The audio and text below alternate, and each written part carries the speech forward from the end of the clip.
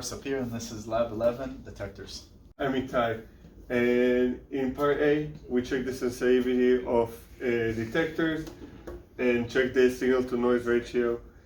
For part B and C we check the sensitivity of detectors for short pulses and see how it is for different situations. And for part D we check the sensitivity of the detector for temperature changes.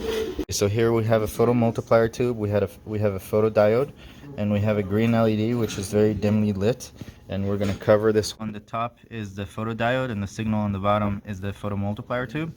And as we can see, the signal on top for the photodiode can't distinguish between the noise and the signal, and the photomultiplier tube can. This is the data. The noise to signal ratio is 10.4705 and 1 for the... So what we have here is the chopper, and we're detecting through the chopper the heat of the soldering iron, and we're gonna change the frequency right here, and we're gonna get the peak-to-peak voltage. So here's our data, and we have our hertz values right here and the peak-to-peak voltage, and we can see that the data is not linear and it kind of flattened out between 60 and almost 100. The second part of the lab, we're using Itay's finger as an infrared source. Okay, using Itay's finger as a source, this is our data, and we see that we're ranging between 0.6 and 0.4. And so this is our setup. We have the flash right here building up, and we're detecting it. Right now we don't have the resistor in, and we can see that this is our signal. We have a rise time, fall time, peak-to-peak voltage. For the first setup we use no resistor and the photodiode.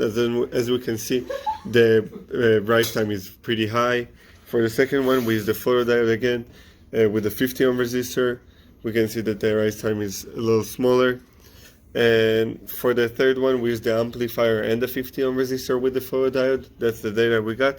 For the fourth one we replaced the photodiode with the photoconductor and still use the 50 ohm resistor. So as we see going through the infrared optic, we can see the real image of the soldering iron right here, and when we remove it and we put the mirror,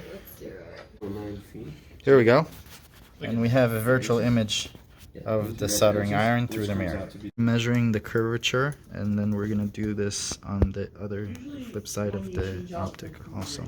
This is the data for the thin lens and the thick lens, and we have the power, and we have the radius of curvatures, the focal lengths in millimeters and inches, and here's all the data.